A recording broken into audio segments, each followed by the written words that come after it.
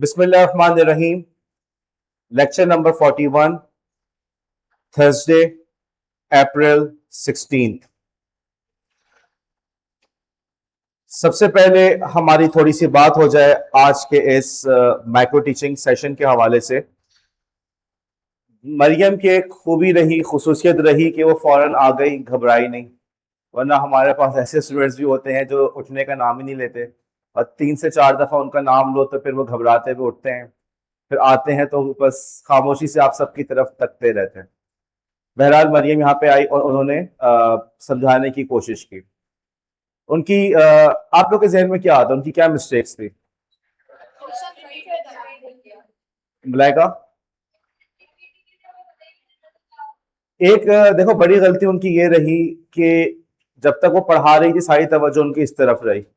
पता नहीं यहाँ पे किसको देख रही थी, और आप वालों से उनकी क्या दुश्मनी है कि आप लोग की तरफ उन्होंने नहीं देखा। दूसरी गलती ये रही कि जब सवालों का जवाब दे रही थी तो उन्होंने किसी भी सवाल को रिपीट नहीं किया। इवन स्पेशली जो आखिर में बार बार नाम ले रहा था, रुखसाना आप पूछें, शाहिदा आप पूछें, तो मकसद ये था कि शायद अब किसी सवाल पे तो वो सवाल को रिपीट करें। आखिर तक उन्होंने किसी एक भी सवाल को रिपीट नहीं किया। जब किसी सवाल का जवाब नहीं आता था तो उसको वो सही से हैंडल नहीं कर पाई, बस ब्लैंकली देख रही थी। अब मैं फिर कभी बताऊंगा इस बारे में कि जब किसी सवाल का जवाब ना आता हो तो क्लास में हम उसको किस तरीके से हैंडल कर सकते हैं। एक जो मिस्टेक मैं बताना चाह रहा हूं, देखो इस बात को समझना, ये जो आपके सामने माइक नहीं था, ओके, और कितने दिन तक हमें प्रॉब्लम रही, सर राशिद जो है वो जाके माइक लेकर आए। हमारे कॉलेज के अंदर एक बहुत बड़ा इशू है कि हमारे पास नॉन टीचिंग स्टाफ नहीं है जो जैसा कि होना चाहिए। गैर तदरीसी अमला, हर काम जो है, अक्सर काम जो है हम टीचर्स को खुद ही हैंडल करना पड़ रहा होता है। अगर मैं कंप्यूटर लैब की बात करूं तो मेरे पास वहां पे कोई लैब असिस्टेंट नहीं है। अब ये मेरा ही काम है कि मैं आके लैब खोलूं, सब चीज़ों कंप्यूटर्स को मेंटेन रखना, लैब की सफाई भी करवानी है तो मेरा ही काम है जाके मैं सफाई वालों को लेकर आऊँ, उसको बोलूँ भाई तुम आ जाओ सफाई कर लो। अमूमन असूलन होता यह है कि आपके पास एक असिस्टेंट होता है जो लैब वगैरह के इश्यूज को मैनेज कर रहा होता है। ये जो माइक वगैरह के मामलात होते हैं ये भी जो आपके नॉन टीचिंग स्टाफ होता है ये उनका काम है, लेकिन हमारे कॉलेज में ऐसा नहीं है। इसको सही से इस्तेमाल करना हम सबकी जिम्मेदारी है। यहाँ मरियम की गलती ये थी कि वो उसको बार बार ना हाथ से पकड़ के रखा हुआ था। अब होता क्या है कि उस चंद ही दिनों के अंदर ये जो चीज आपकी जो ग्रिप है ना, ये खराब हो जाती है। इसको जो पहनने का प्रॉपर तरीका है उसको फॉलो करो। अगर स्कार्फ वगैरह भी है तो भी आप उसको अपने सर के ऊपर इस तरह से रख सकते हैं। आप ये ना समझे कि सर तलहा कह रहे तो हमें ऐसा करना है। बेटा आप लोग टीचर बनने के लिए बीएड में एडमिशन लिया है ना, वरना आप लोग बीए कर लेते, बीएस कर लेते। अफीफा की गर्दन हिल रही है, अफीफा किस लिए किया बीएड में एडमिशन, किस लिए? ओके, अफीफा कह रही है मैं अपना स्कूल खोलूंगी, इसके लिए किया, ऐसा ही है। बहरहाल किसी भी केस में हो, अगर आप अपना स्कूल भी खोलते हैं, टीचर बनते हैं, तमाम जगहों पे आज के इस दौर के अंदर आपको माइक वगैरह इस्तेमाल करना पड़ेगा। आपको ये तमाम कंप्यूटर्स वगैरह का इस्तेमाल आना चाहिए, प्रोजेक्टर्स का इस्तेमाल आना चाहिए। जितना आपको मौका मिल रहा है उसको प्रॉपरली यूज करना सीखो। अगर अभी आप क्लास के अंदर माइक को प्रॉपरली यूज नहीं कर पा रहे तो वहां क्या करोगे? और यहाँ तो सारे आपके अपने क्लास फेलो हैं। आपको ये बात नोट कीजिए, जब क्लास के अंदर स्टूडेंट्स जो होते हैं और टीचर की वीकनेस नजर आ जाए, वो क्लास कंट्रोल में नहीं रह पाती। ऐसा है या नहीं? तो जब स्टूडेंट्स को फील हो गया कि ये टीचर जो है वो माइक के साथ स्ट्रगल कर रही होती है, उनको सही से माइक समझ नहीं आ रहा, क्या लतीफा बन जाएगा। हर थोड़ी देर में बच्चे आवाज लगाएंगे, मिस आवाज नहीं आ रही, मिस आवाज नहीं आ रही, मिस ये हो रहा है, मिस वो हो रहा है। तो यहाँ पे जो जो टूल्स हैं, जो जो एजुकेशनल टूल्स हैं, चाहे आपका व्हाइट बोर्ड, चाहे वो आपकी आवाज हो, चाहे वो आपका माइक हो, चाहे प्रोजेक्टर, चाहे कंप्यूटर, तमाम टूल्स को सीखने की कोशिश करनी चाहिए। बहरहाल कल का जो हमारा टॉपिक था ईमेल के हवाले से, सीसी और बीसीसी के बारे में हमने बात की, वो बहुत इंपॉर्टेंट टॉपिक है। और आप लोग एग्जामिनेशन पॉइंट ऑफ व्यू से मैं बता रहा हूं कि पेपर में उसका लाजमन सवाल आएगा। आज जो हम टॉपिक शुरू कर रहे हैं वो हमारा है, यूं समझ लें, वर्ल्ड वाइड वेब के हवाले से। ओके, इन टॉपिक्स को हमने बीच में इस वजह से छोड़ने पे मजबूर हो गए थे कि उस वक्त फील ये हो रहा था कि क्लास स्ट्रगल कर रही है, इसीलिए हमने ईमेल के तमाम टॉपिक्स कवर नहीं किए थे। जब एक दफा बच्चे ईमेल से फेमिलियर हो गए तो फिर हम उनको आगे लेकर गए, और जब फेमिलियर हो गए तो फिर हम वापस उनको लेकर आए और फिर हमने उनको सीसी और बीसीसी को कवर किया।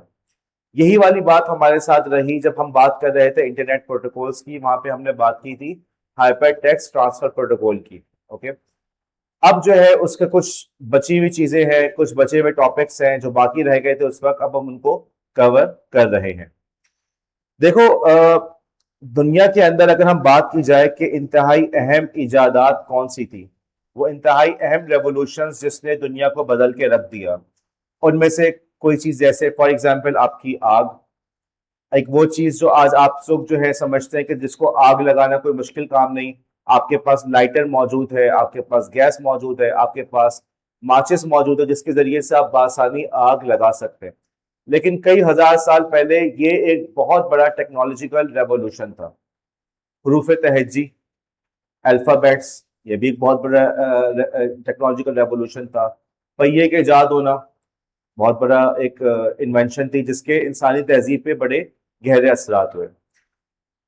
इसी तरीके से इसमें एक बड़ी जो एक रेवोल्यूशनरी जो हमारी इन्वेंशन है वो कहलाती है आपका फन तहरीर, तहरीर का फन। होता क्या था कि इससे पहले लोग अपनी तमाम बातों को लिख नहीं पाते थे और नॉलेज ट्रांसफर करने के लिए वो वर्बल जो आपका ओरल ट्रेडिशन होता है उसको यूज करने पे मजबूर थे। कोई भी बात अगर फॉर एग्जाम्पल किसी बाप ने अपने बेटे को कोई नसीहत करनी है तो उसका क्या तरीका था, बजरिया ओरल उसने उसको नसीहत कर दी, उसने उसको याद की, फिर उसने आगे उसको ट्रांसफर किया। आपके अपना कबीले के अंदर किसी शख्स ने बहुत बड़ी बहादुरी का मुजाहरा किया और कबीले की बका के लिए, कबीले के फायदे के लिए अपनी जान कुर्बान कर दी। अब आपके पास उसका नाम याद रखने की, उसकी कुर्बानी याद रखने का एक ही तरीका कि आप उसके लिए नज़में कहें, अशार कहें, गाने लिखें और वही गाने लोग गाते रहे, आगे वो गाने चलते चले जाएं। लोगों के पास तरीक़ेकार सिर्फ और सिर्फ यही था। लेकिन जाहिर है ये बहुत महदूद है। आपको जो किसी की कहीं भी बात होती है वो इतनी आसानी से याद नहीं रहती। और ये तो बहुत ही कॉमन प्रॉब्लम है कि मैं यहाँ पे मिनहल से एक बात कहूँ, मिनहल ने बराबर में कहा, उन्होंने बराबर में कहा, वो जब बात पहुंचेगी निम्रा के पास तो वो बात कुछ से कुछ हो चुकी होगी। कहा मैंने कुछ होगा और वहां तक बात कुछ और पहुंचेगी। फिर इसी तरीके से इस सिस्टम के अंदर हम अपने कारोबार की तफसीलात को कैसे तय करें। मसलन मैंने किस्सा को जो है अपनी बकरियां बेची, मैंने उसको 16 बकरियां दी और जब पेमेंट का वक्त आया तो किस्सा ने कहा कि 16 कहाँ दी थी, सिर्फ 6 दी थी। अब मेरी बात और उनकी बात इसमें आपस में मुकाबला चल रहा है। जब इसी सब माहौल के अंदर जब आपके यहाँ रस्मुल खत इजाद हुआ, लोग लिखने लगे, तो इससे इंसानी तहजीब को ना बहुत बड़ा बूस्ट मिला और आपके पास जो है साइंस, टेक्नोलॉजी, इन तमाम चीजों की बुनियाद जो है ना कि फन तहरीर से शुरू हुई है। होने क्या लगा कि अब फॉर एग्जाम्पल आपने कुछ सीखा, आपने वो बात आगे वाले को समझा दी, सिखा दी, क्या वो अब वो चीज उसने कहा कि लिख के महफूज कर ली। अब आप भी चले गए, वो भी चला गया, लेकिन वो तहरीर जो है महफूज है। अब जब हमने किस्सा के पास जाकर बकरियां बेचने के लिए गए, अब हमने लिख लिया। अब किस्सा ने कहा कि जी आपने तो 6 बेची थी। हमने कहा लो ये क्या लिखा हुआ है देख लो, तुम्हारे सामने लिखा गया था, तुम्हारी मुहर भी लगी हुई है, मेरी भी मुहर लगी हुई है, तुम कैसे कह सकती हो कि मैंने तुम्हें 16 बकरियां नहीं दी। साइंटिफिक रेवोल्यूशन भी ऐसी होने लगा। आज से 3 नस्लों पहले दादा बादादा के जमाने में जो कुछ भी उन्होंने सीखा था वो तमाम की तमाम बातें तहरीर में मौजूद हैं। आने वाले ने, नए लोगों ने उसको पढ़ा, उसको समझा और उसकी रोशनी में कुछ नया काम किया। तो यूं इंसानी तहजीब बहुत तेजी से तरक्की करने लगी। अलबत्ता उस दौर के अंदर लिखना इतना आसान नहीं था। लिखने के माहिरीन होते थे।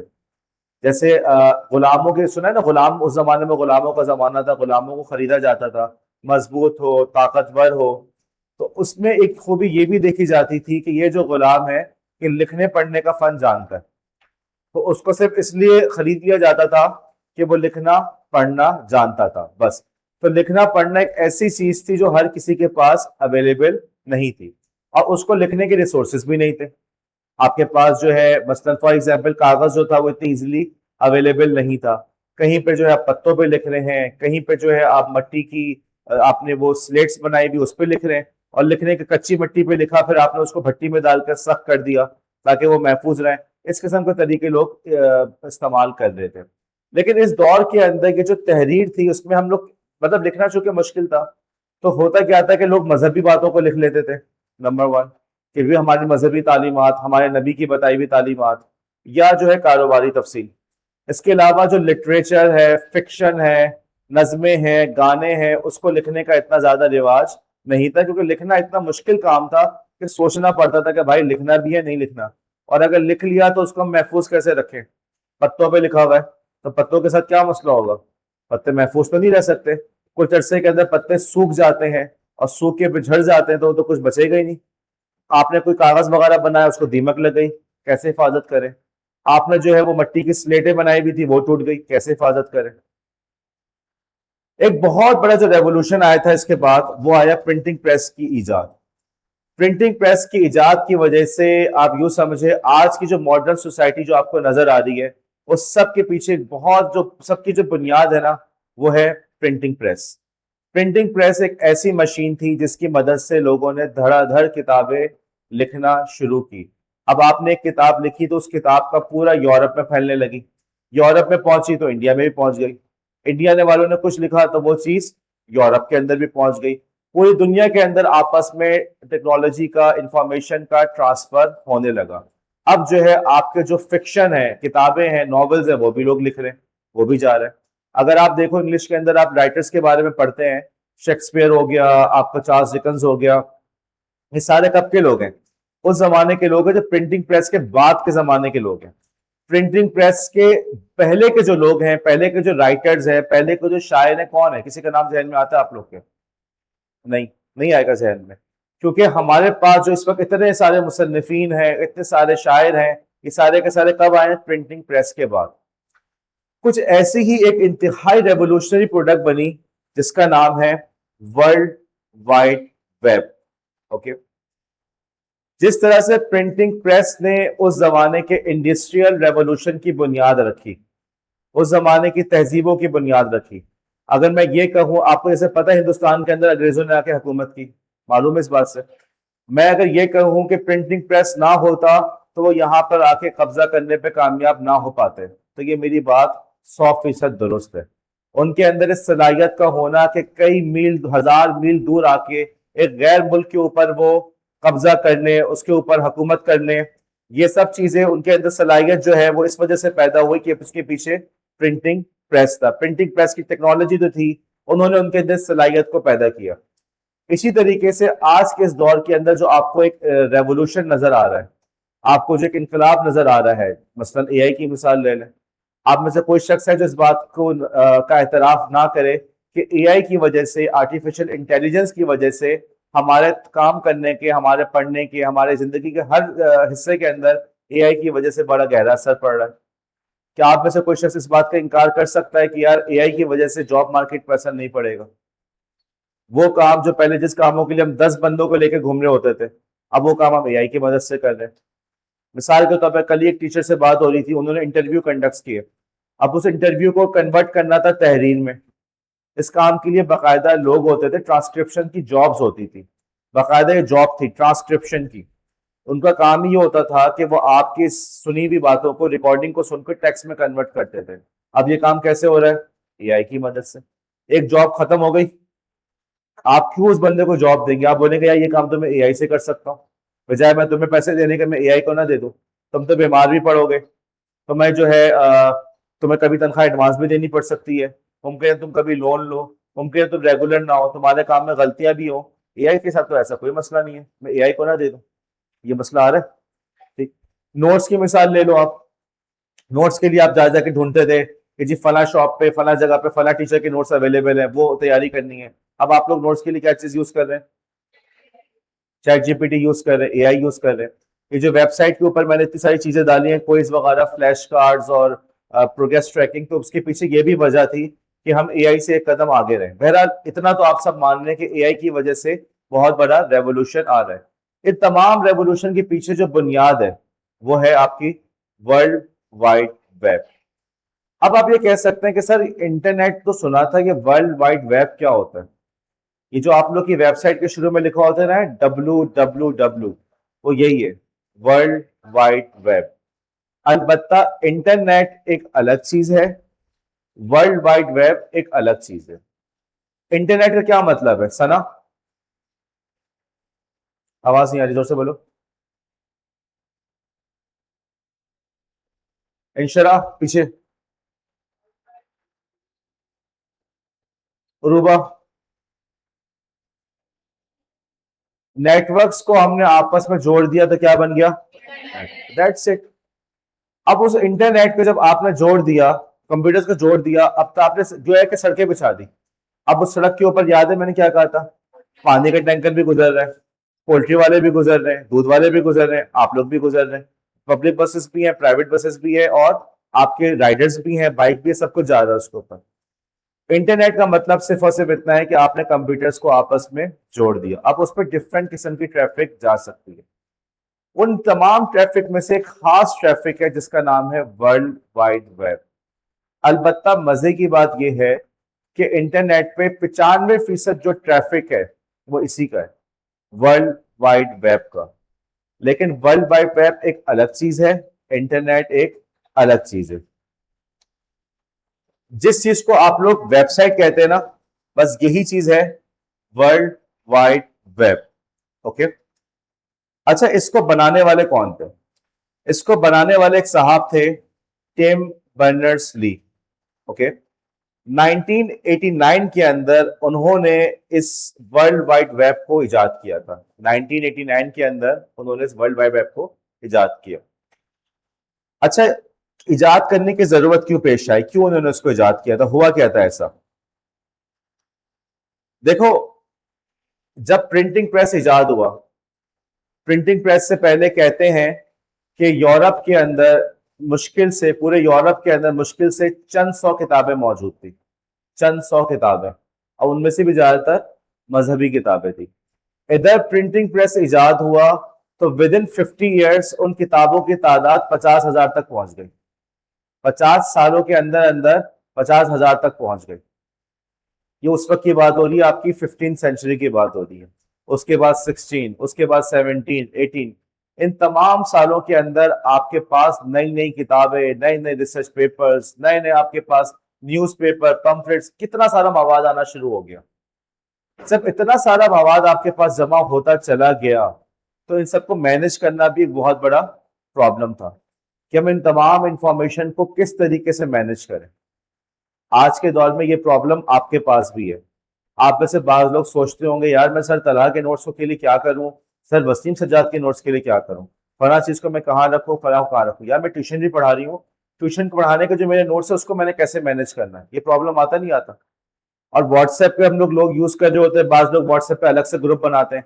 ये वाला ग्रुप जो है सर वसीम सज्जादी क्लास का है, इसमें सब सर वसीम सज्जादी का कंटेंट होगा, लेकिन इसके अंदर भी मसले आते हैं।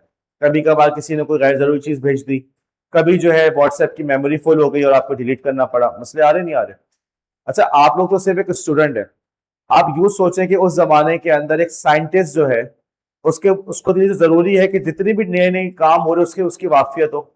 अमेरिका में बैठा हुआ साइंटिस्ट, उसको पता हो कि यूरोप में क्या काम हो रहा है, यूरोप वाले को पता है कि इंडिया में क्या काम हो रहा है, वहां के भी रिसर्च पेपर्स उसके पास आते हैं, और रिसर्च पेपर्स के साथ क्या आएगा, उसका डेटा भी आएगा। इतना सारा कंटेंट उसको आ रहा है, वो कैसे कैसे उसको संभालता रहे। नई नई थ्योरीज आ रही है, नई नई बुक्स आ रही है, कैसे सबको संभाले। तो हो क्या रहा था कि इस 19th सेंचुरी के अंदर हम एक बहुत बड़ा प्रॉब्लम फेस कर रहे थे कि हम किस तरीके से इस इंफॉर्मेशन को, जो अंबार है, इंफॉर्मेशन का जो पहाड़ है, उसको मैनेज करें। टिम बर्नर डी साहब जो हैं ये काम कर रहे थे एक इदारे में, उस इदारे का नाम है सन, CERN। ये जो है बुनियादी तौर पे एक ऐसा इदारा है जिसके अंदर वो आप यूं कह लें कि फिजिक्स के ऊपर रिसर्च की जाती है। ओके, फिजिक्स के ऊपर रिसर्च की जाती है, वहां पे काम कर रहे थे। तो ये जो प्रॉब्लम जो मैं और आज आप फेस कर रहे हैं, उन्होंने भी फील की कि हम किस तरीके से इंफॉर्मेशन को मैनेज करें। मेरे पास अगर कोई कंटेंट आ रहा है, लेट्स से मिसाल के तौर पर मेरे पास कोई कंटेंट आ रहा है साउथ एशिया के बारे में, और साउथ एशिया के अंदर अब मुझे उसमें जिक्र आया कराची का। अब मुझे कराची की इंफॉर्मेशन चाहिए, कराची की आबादी कितनी है, वो मैं कहाँ से लेकर आऊँ? मैं उसके लिए अलग से बुक को लेकर आऊँ। मैं अलग से बुक को लेकर आया तो उसमें लिखा हुआ है कि जी पाकिस्तान के अंदर सेंसस जो है, मुर्दमशुमारी जो है, वो बाकायदगी से नहीं कराई जाती। आखिरी कब हुई थी, उसके लिए मैं कहाँ जाऊँ? तो और डेटा। तुम देख लो, एक चीज को समझने के लिए मैं कितनी किताबें उठाकर लानी पड़ रही है। ओके, एक बात को समझने के लिए मुझे कितनी सारी किताबों को देखने की जरूरत पड़ रही है। तो यही वाला प्रॉब्लम ये भी फेस कर रहे थे कि जब ये फिजिशिस्ट थे, फिजिक्स के ऊपर रिसर्च कर रहे थे, इन्होंने नोट किया कि यार एक ही बात को समझने के लिए हमें 10-10 रेफरेंसेस चाहिए होते हैं। हमने फला बात को समझने के लिए फला किताब को उठाना है, उस किताब के अंदर कुछ चीज आ गई उसको समझने के लिए किसी दूसरी किताब को पीछे उठाना है, उस दूसरी किताब को समझने के लिए हमें किसी तीसरी के पास जाना है, कभी किसी के लिए हमें बाहर से ऑर्डर करना पड़ रहा है। तो इन तमाम चीजों को हम कैसे मैनेज करें, उसके लिए उन्होंने इस चीज को बनाया जिसका नाम उन्होंने रखा हाइपर लिंक। ये जो आप लोग वेबसाइट पे जाते हैं उस पर लिंक्स नजर आते हैं, क्लिक करते हैं दूसरा लिंक खुल जाता है, इस चीज का नाम उन्होंने रखा, यही इनकी इन्वेंशन थी। उन्होंने कहा कि यार हमारे पास एक ऐसा तरीकेकार हो कि हम इंफॉर्मेशन को आपस में लिंक कर सकें। ओके, इधर मैं इस चीज पे क्लिक करूं, मैं दूसरी चीज पे पहुंच जाऊं। अब आज के इस दौर के अंदर आप लोग के लिए तमाम चीजें बहुत आसान है। आप विकीपीडिया खोलें, विकीपीडिया पे आप पाकिस्तान के बारे में खोलें, उस पर कितने सारे लिंक्स बने हुए होते हैं, Pakistan, South East Asia, Mohammad Ali Jinnah, तमाम के तमाम लिंक्स आ रहे हैं। इधर लिंक पे क्लिक किया, आप उस लिंक की डिटेल पे चले गए। ऐसा है या नहीं? उस जमाने में ऐसा नहीं था। आज के दौर में जिस चीज को आप लोग कह रहे हैं ये कौन सी बड़ी बात है, उनके दौर के अंदर ये बहुत बड़ी इन्वेंशन थी। तो टिम बर्नर ली साहब ने इसी सिस्टम को इजाद किया। उन्होंने कहा कि हम इंफॉर्मेशन को अब इस तरह से मैनेज कर सकते हैं कि उसको आपस में लिंक कर दें। इंफॉर्मेशन आपस में लिंक हो गई तो हमारे लिए उसको मैनेज करना आसान हो जाएगा। इस लिंकिंग का नाम उन्होंने रखा हाइपर लिंक।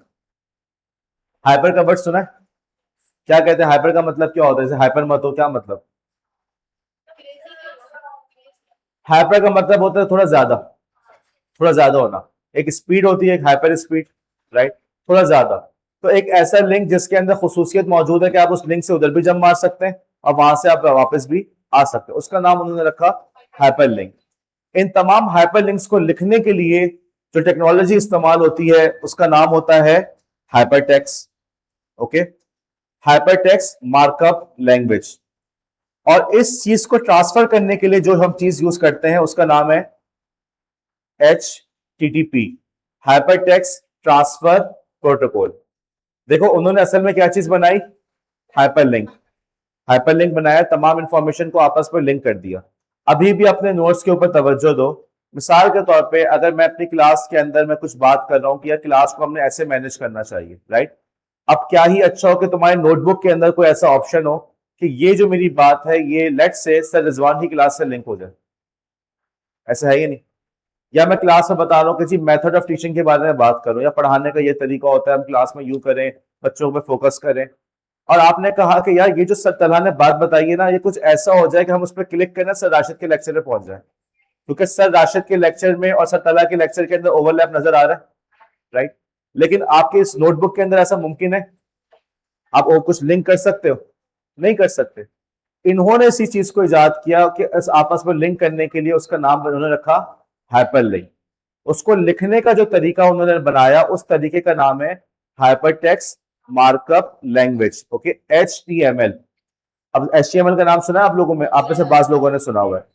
तो HTML जो है वो यहां से आया कि ऐसी लैंग्वेज, एक ऐसा तरीकेकार जिसके अंदर इंफॉर्मेशन को लिख के आपस में लिंक कर सके। क्या ये चीज आपके नोटबुक में है? नहीं है, लेकिन हाइपर टेक्स्ट मार्कअप लैंग्वेज के अंदर ये चीज लाजमन मौजूद है। अच्छा, अब कंप्यूटर के अंदर हमने हाइपर टेक्स्ट मार्कअप लैंग्वेज बना दी, लेकिन क्या था, कंप्यूटर्स को हमने आपस में जोड़ा हुआ भी है, लेकिन अब एक कंप्यूटर से दूसरे कंप्यूटर में हमने बताना है कि भाई ये तुम्हारे पास ये वाली चीज आ रही है, उसके लिए प्रोटोकॉल होना चाहिए ना। याद है वो जो हमने एग्जांपल दी थी कि जो कजन जो है वो आपके ऊपर 20वें फ्लोर पर रहती है, तो हमने एक प्रोटोकॉल बनाया था, राइट, चादरों का हमने प्रोटोकॉल बनाया था। तो वही वाला प्रोटोकॉल, कुछ ना कुछ प्रोटोकॉल यहाँ पे भी यूज होगा कि इस कंप्यूटर को जब मैं भेज रहा हूं तो उसको पता हो कि मैंने इसके साथ करना क्या है, और उस प्रोटोकॉल का नाम क्या है? Hyper text transfer protocol. Hyper text से मुराद क्या है कि थोड़ा सा नॉर्मल टेक्स्ट है ना उससे थोड़ा सा बेहतर, उसमें कुछ और चीजें बेहतर हो गई, एडवांस चीज हो गई है, इसलिए उसका नाम उन्होंने रखा हाइपर टेक्स्ट। हाइपर लिंक जहन में आ गया? हाइपर लिंक समझ में आ गया तुम्हें? हाइपर लिंक से हम किसी दूसरी चीज पे कहां पे गए? हमारे पास उसको लिखने का क्या तरीका है? माहम बोलो, बोलो माहम बोलो।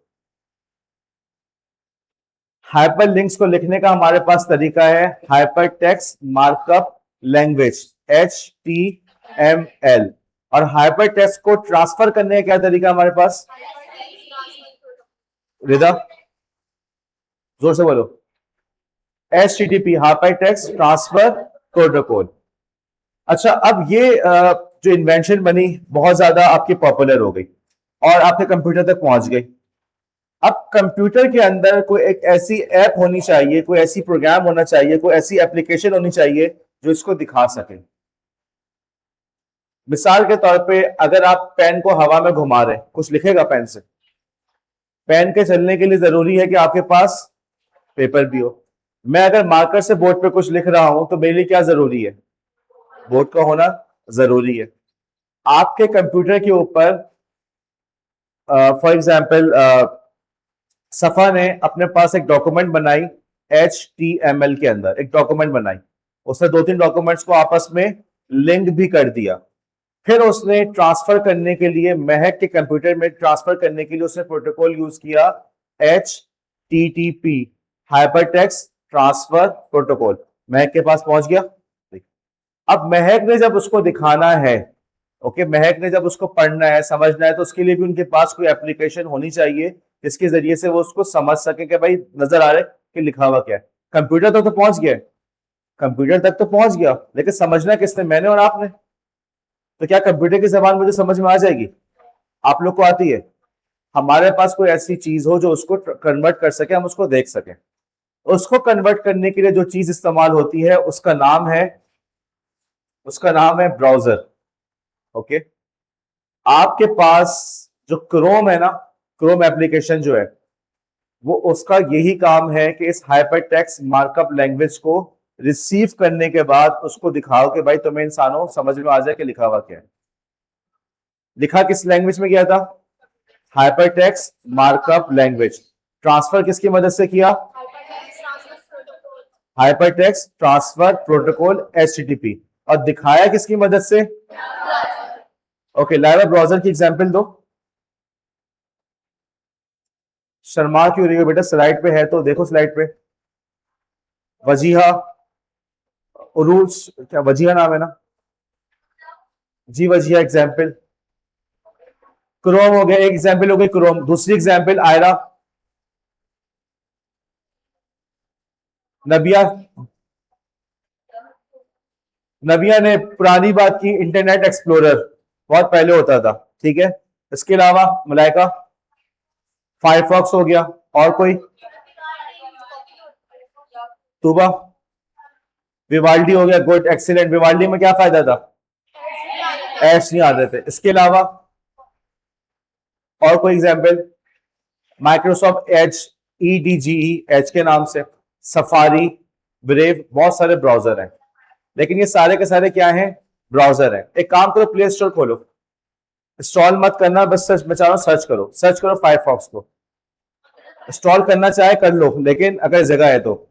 लेकिन तुम लोग को पता होना चाहिए कि तुम्हारे पास इसके अलावा और भी ब्राउजर्स मौजूद हैं। रुमैसा, फायरफॉक्स को सर्च करो जल्दी से, मुझे बताओ। फायरफॉक्स हो गया। प्ले स्टोर इंस्टॉल करना आपकी मर्जी है, मेरी तरफ से कोई पाबंदी नहीं है। नजर आ गया? रुमैसा जल्दी से दिखाओ मुझे। रुमैसा, माहम, गुड। ओके, एक और ब्राउजर को सर्च करो, ब्रेव, BRAVE, ब्रेव, बहादुर।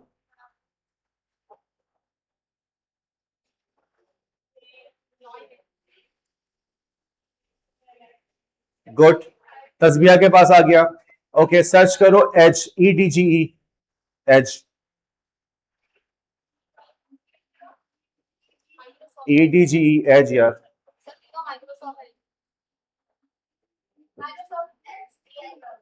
विरदा,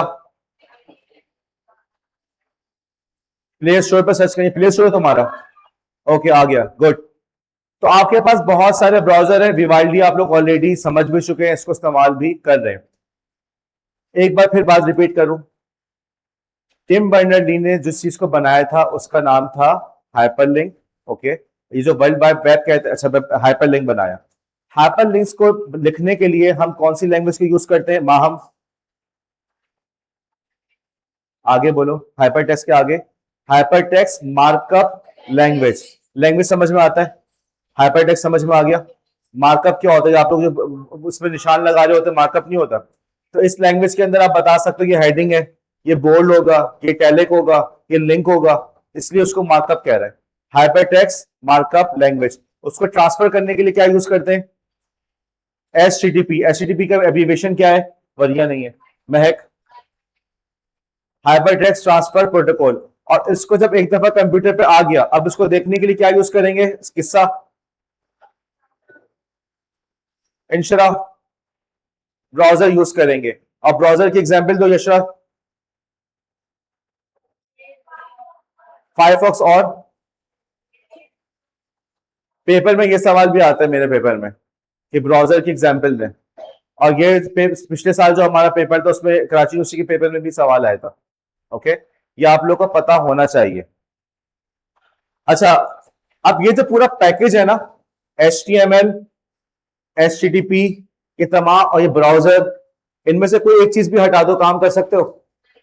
अगर तुम्हारे पास लैंग्वेज नहीं होगी तो लिखोगे कैसे? अगर तुम्हारे पास प्रोटोकॉल नहीं होगा तो ट्रांसफर कैसे करोगे? और अगर तुम्हारे पास ब्राउजर नहीं होगा तो देखोगे कैसे? इन तमाम जो तीनों चीजें जो है ना, ये मिलकर बनती हैं वर्ल्ड वाइड वेब। और टिम बर्नर्स-ली साहब ने इन तमाम चीजों को इजाद किया था। बहुत बड़ा कारनामा है। उस बंदे ने एक बिल्कुल नई चीज को लेकर आया। यार, इंफॉर्मेशन को लिंक करने का तरीका होना चाहिए, आपस में हम लिंक बना सकें। उस इंफॉर्मेशन को लिखने का तरीका होता है कि लिंक भी तो कर सकें, उसको ट्रांसफर करने का भी तरीका हो, और फिर उसको देखने का भी हमारे पास तरीका हो। ये कारनामा था, ये बहुत बड़ा कारनामा था। ये सब ना होता तो शायद हमारे पास आज AI और आपका सोशल मीडिया कुछ भी ना हो पाता। ये बहुत बड़ा कारनामा है इनका, जिसकी वजह से आज जो है हम लोग हमारे यहाँ वर्ल्ड वाइड वेब इतना ज्यादा कॉमन हुआ है। अच्छा, अब जो है हम बात करते हैं थोड़ी सी, ये जो ब्राउजर होता है, ब्राउजर, अब तुम लोग स्लाइड को देखो। देखो, तुम लोग को पता होना चाहिए कि ब्राउजर के अंदर क्या फंक्शंस होते हैं, क्या क्या चीजें होती हैं। कुछ चीजों को तुम्हें पता हो। मसलन होता क्या है कि मैं बच्चों से कहता हूं सर्च करो, तो वो क्या करते हैं? अब नहीं होगा ये, अब बिल्कुल भी नहीं होगा, सॉरी। मसलन सर्च के लिए कहता हूं तो आप लोग गूगल की ऐप खोल लेते हैं, और हमने ये प्रॉब्लम देखा कि हमने कहा कि वेबसाइट पे लॉगिन करो, वो किस पे लॉगिन कर रहे हैं? गूगल की ऐप के अंदर। तो उनको इस बात का इल्म होना चाहिए कि गूगल की ऐप एक अलग चीज है और ब्राउजर एक अलग चीज है। आपने लॉगिन करना है, वेबसाइट पे जाना है, सब चीजें करनी है, उसके लिए किस पे यूज करना है? ब्राउजर को यूज करना है। हर चीज का अपना अलग इस्तेमाल है, आपको पता होना चाहिए किस चीज के लिए हमने किसको इस्तेमाल करना है। अब जो ब्राउजर है उसके क्या फंक्शंस होते हैं, ताकि आप पहचान सको कि भाई ये चीज ब्राउजर होती है। ब्राउजर के अंदर, अच्छा, ये भी सवाल मेरे पेपर में भी आया था और कराची यूनिवर्सिटी के पेपर में भी ये सवाल आया था कि ब्राउजर के क्या फंक्शंस होते हैं। आपको पता होना, मसलन मैं आपसे कहूं, मैं इस वक्त गाड़ी में बैठा हुआ हूं, सही कह रहा हूं गलत कह रहा हूं? कैसी बात है यार, गाड़ी भी तो चलती है ना, मैं भी तो चल रहा हूं, गाड़ी भी चलती है, मैं भी तो चल रहा हूं। बोलो अफीफा, क्यों? अच्छा, गाड़ी की क्या निशानी है? कुछ निशानियां हैं उसकी, क्या है बिरदा? जोर से बोलो।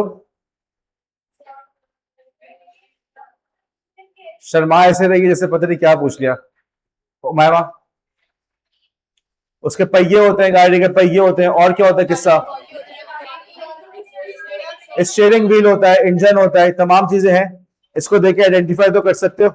अब अगर कल तुम लोग गाड़ी परचेस करने जाओ, तुमसे पैसे लेके वो तुम्हें ठेला पकड़ा दे, तो तुम लोग क्या बोलोगे? पहचान तो है ना कि भाई ये ठेला है, ये गाड़ी नहीं है।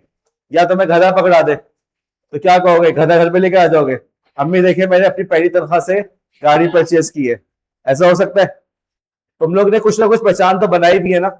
ओके, मैं अगर कहूं कि ये पानी पीने का प्याला है, नहीं है, पानी पीने का गिलास है, इसमें पानी पी सकते हैं, कुछ ना कुछ पहचान तो है कि पानी या पीने का गिलास या प्याला कैसा होता है। कुछ जहन में आ रहा है? हम यहाँ पे यही बात कर रहे हैं कि हमारे पास कुछ आइडेंटिफिकेशंस होती हैं जिनके जरिए से हम पहचान लेते हैं कि भाई ये चीज ब्राउजर है और ये चीज ऐप है। ये चीज आपके जहन में होना चाहिए। अगर मैं कहूं कि ये फैन है, सही कह रहा हूं गलत कह रहा हूं?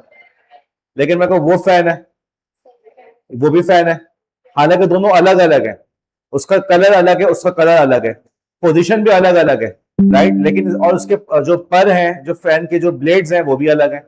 इसके बावजूद हम कहते हैं हाँ यार ये भी फैन है वो भी फैन है। इसी तरीके से आपके पास कुछ जहन में बातें होनी चाहिए कि भाई ये चीजें होंगी तो ये ब्राउजर कहलाएगा, ओके, और अगर ये चीजें नहीं है तो ये ब्राउजर नहीं है। अब देखो मेरी स्लाइड पे आके देखो, मेरे तुम लोग के पास एक स्क्रीनशॉट है। अब इस स्क्रीनशॉट के अंदर सबसे ऊपर तुम्हें एक चीज नजर आ रही है, ये जगह नजर आई तुम्हें, ऊपर एरो से निशान लगा हुआ है, राइट। इरम उस जगह में क्या लिखा हुआ है, क्या है, किस लिए वो? ब्राउजर के अंदर एक जगह होती है जिसे हम कहते हैं एड्रेस बार यूआरएल। यहां पे हम यूआरएल डाल सकते हैं, एड्रेस बार डाल सकते हैं। हमें इस वेबसाइट पे जाना है, हमें गूगल पे जाना है तो हम लिखेंगे google.com। हमें सरतला की वेबसाइट पे जाना है तो क्या लिखेंगे, .com। हमें डिस्कॉर्ड पे जाना है तो क्या लिखेंगे, discord.com। ब्राउजर के अंदर एक एड्रेस बार होता है। अच्छा, अब आपके पास ये बहुत सारे ब्राउजर हैं, विवाल्डी हो गया, क्रोम हो गया, आप सबको इस्तेमाल करना। किसी के अंदर है कि ऊपर, किसी में है नीचे, या आपके ऊपर है, आप कहां पे रखना चाहें। लेकिन ये ऊपर हो या नीचे हो, कहलाता क्या है, एड्रेस बार। पंखे के 3 पर हो, 3 ब्लेड्स हो या 4 हो या 5 हो, कहलाता वो पंखा ही है। तो ब्राउजर की एक निशानी क्या होगी, उसके अंदर एक आपके पास चीज होगी जिसका नाम है एड्रेस बार। अच्छा, जब हम लोग ये सवाल पेपर में पूछा ना, कराची यूनिवर्सिटी के पेपर में स्पेशली, तो बच्चों ने क्या जवाब दिया, ब्राउजर के फंक्शंस क्या होते हैं, ब्राउजर के अंदर हम वीडियो देख सकते हैं, ब्राउजर के अंदर हम जो है वो वेबसाइट देख सकते हैं, हम गेम खेल सकते हैं, हम बात कर सकते हैं। क्या ये फंक्शंस है, जो उसकी एप्लीकेशंस है, उसके यूसेज है। आपसे ये पूछा जा रहा है, जब फंक्शंस का पूछा जा रहा है, वो चीजें जो ब्राउजर को ब्राउजर बनाती हैं, वो चीजें जिसकी मदद से हम आइडेंटिफाई करते हैं ये ब्राउजर है। तो हमने बताया आपके पास पहली निशानी क्या होगी, उसमें एक एड्रेस बार होगा, उसके अंदर आप एड्रेस डाल के डायरेक्टली उस वेबसाइट के ऊपर जा सकते हैं। गूगल की जो ऐप आप लोग के मोबाइल पर होती है, उसमें जब आप कुछ लिखते हैं तो वो क्या करता है, वो उसको सर्च करने लगता है। खैर चले, एक चीज होगी हमारे पास एड्रेस बार। आगे चले तो आपको एक बराबर में प्लस का निशान नजर आ रहा है, उस प्लस के निशान से क्या होता है, क्या हो जाता है बताओ, नया टैब खुल जाता है, राइट। तो इसका मतलब यह हुआ कि हमारे जो ब्राउजर होते हैं उनके अंदर एक और फीचर होता है टैब्स को खोलने का। एक ब्राउजर जो है वो आपको मल्टीपल टैब्स खोलने देता है, एक वक्त के अंदर आप डिफरेंट वेबसाइट्स को खोल सकते हैं। अब सोबिया, सोबिया का है, सोबिया, मेरा सवाल है, जो गूगल की ऐप होती है मोबाइल पे, उस पर नया टैब खुल जाता है?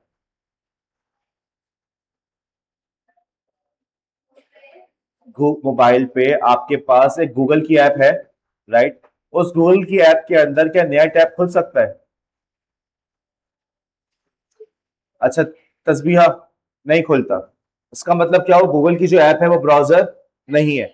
जो ब्राउजर होगा वो आपको मल्टीपल टैब्स खोलने दे रहा होगा।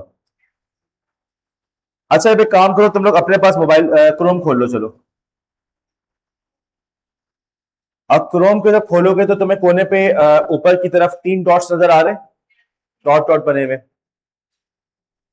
मनाहिल अजीम नजर आया, आ गया, उस पर क्लिक करो। जब उस पर क्लिक करते हो तो तुम्हारे सामने एक मेन्यू खुल जाएगा। उस मेन्यू में क्या लिखा है जरा मुझे बताओ, उसके नीचे क्या लिखा हुआ है? ओके, वजी आप बताएं, उसके नीचे क्या लिखा हुआ है? ओके, हिस्ट्री लिखा हुआ नजर आ रहा है? हिस्ट्री से क्या होता है,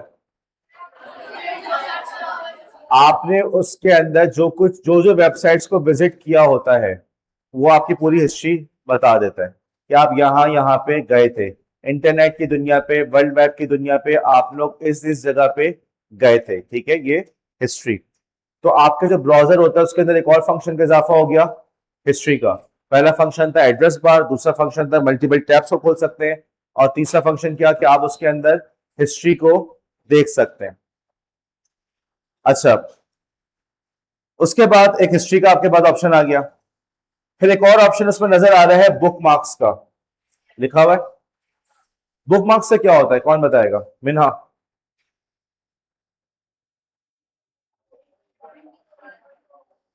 ओके, मिन्हा ने कहा कि जो इंपॉर्टेंट चीजें होती है उसके निशान लगा सकते हैं, उसके अलावा कुछ और?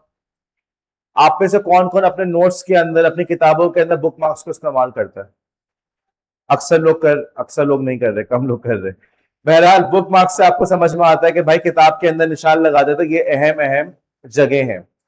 वेबसाइट के अंदर भी ऐसा ही होता है कि जब आप किसी वेबसाइट पे गए और आपने कहा कि यार ये मुस्तकबिल में मेरे काम आएगी, तो मैं उसको अपने पास बुक मार्क कर लूं ताकि नेक्स्ट टाइम मुझे याद रहे।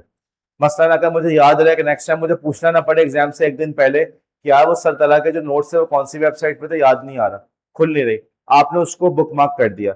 या वो जो क्विज हम लोग कर रहे होते हैं ना मोबाइल पे, क्विज बार बार करना है, उसको हम बुक मार्क कर लेते हैं ताकि जो है हमारे पास सारे के सारे क्विज जो है हर वक्त उसमें बुक मार्क पे गई, वो वाला क्विज सामने आ गया।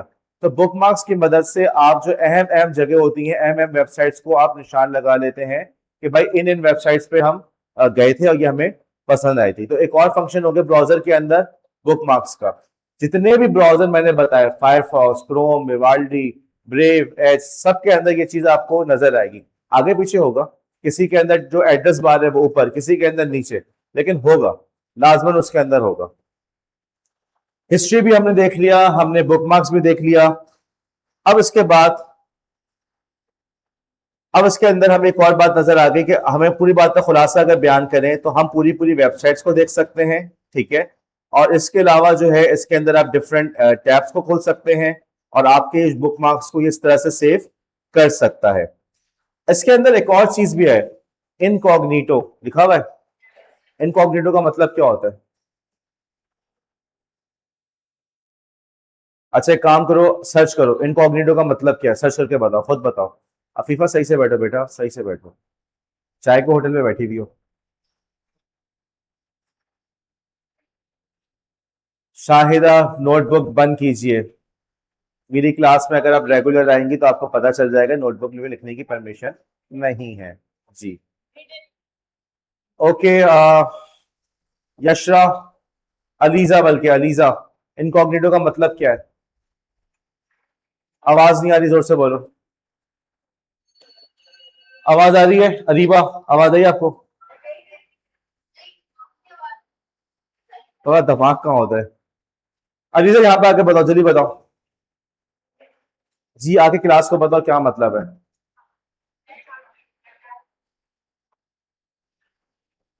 क्लास को बताओ इनकॉग्निटो का मतलब क्या है, क्लास को बताना है। समझ में आया आप लोग को? तशरीफ रखें। इनकॉग्निटो का मतलब ये है कि चीजें छुपी हुई हो, हिडन हो। ओके, जैसे आप में से बाज लोग इनकॉग्निटो के कॉलेज में आते हैं, मसलन शाहिदा, मसलन सोलेहा, मसलन उमामा, हमें नहीं पता कौन है, राइट? ये बात समझ में आती है। इनकॉग्निटो का मतलब हिडन होना, छुपा हुआ होना, इसे कहते हैं इनकॉग्निटो। कहीं पे लिखा हुआ होता है इनकॉग्निटो विंडो, कहीं पे लिखा हुआ होता है प्राइवेट विंडो, लेकिन होगा जरूर। अगर कोई ब्राउजर है तो ब्राउजर के अंदर इनकॉग्निटो विंडो भी होगी या प्राइवेट विंडो के किसी ना किसी नाम से होगा। एक किसी के अंदर इन प्राइवेट विंडो के नाम से भी होता है, लेकिन होगा जरूर। अब प्राइवेट विंडो क्या होती है, किस तरह से उसको इस्तेमाल करते हैं, ये एक बड़ा इंपॉर्टेंट टॉपिक है जिसको हम इंशाल्लाह ताला नेक्स्ट क्लास के अंदर इसको कवर करते हैं।